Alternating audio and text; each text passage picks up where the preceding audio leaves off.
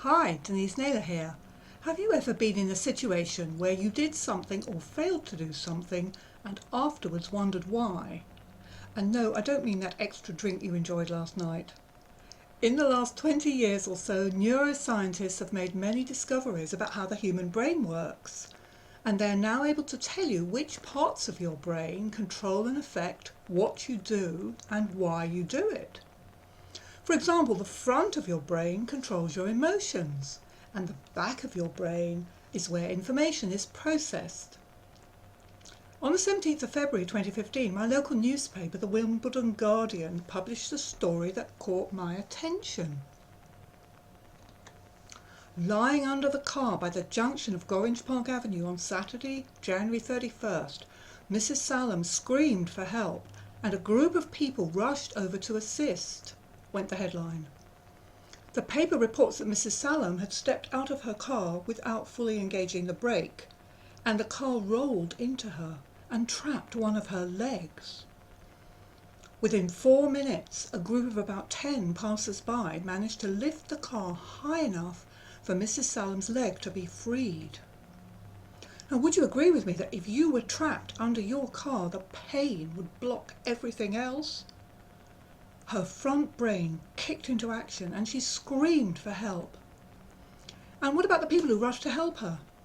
Who stopped whatever they were doing or thinking or wherever they were going?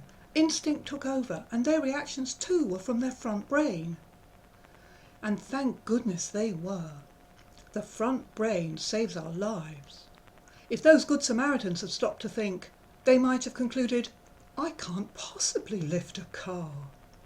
But the adrenaline released by the emotions in the front brain pushes out all analysis and reflection and lets you act from pure emotion.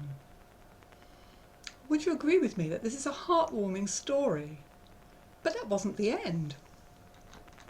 The following week, on the 24th of February, the paper reported that Mrs. Salem had asked for a message from her to her good Samaritans to be printed. I just want to thank you. I was so shocked and in pain that I didn't get the chance to thank them or ask their names, she told reporters. Mrs. Salem had clearly had time to think about what happened, and she admits that she did not park the car properly because she was in a rush. Remarkably, she did not break any bones and decided not to go to hospital, and she says she's fine now. You see, this second news report tells you that she had analysed her actions and reflected on her behaviour. Analysis and reflection are functions of the back brain. I don't know Mrs. Salem, but I'm pretty sure that she'll be more careful parking her car from now on. In contrast to Mrs. Salem, whose reflections led to better decisions, would you agree with me that many people seem to take decisions that they regret later? Not you, of course. Do you know anyone who says, if only I had invested in that property 10 years ago when I had the chance, it has since doubled in price? Or perhaps you've heard someone comment, if only I'd saved some of my salary when I could, I would be able to leave my job by now. When I purchased my first flat, its location was pretty down market.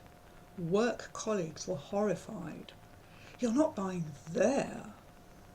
They tried to talk me out of it. I admit that I was not too happy myself, but it met my criteria. 28 years of profitable renting later, and the area is very fashionable. I'm glad I pushed aside my emotions and let my analytical back brain decide. What does this mean for you? Well, when you're faced with any decision or situation that requires your response, be aware of the messages your front brain is sending. This may save your life. But then allow time for your back brain to analyse and respond too. Using both your front and your back brain encourages you to learn from your mistakes.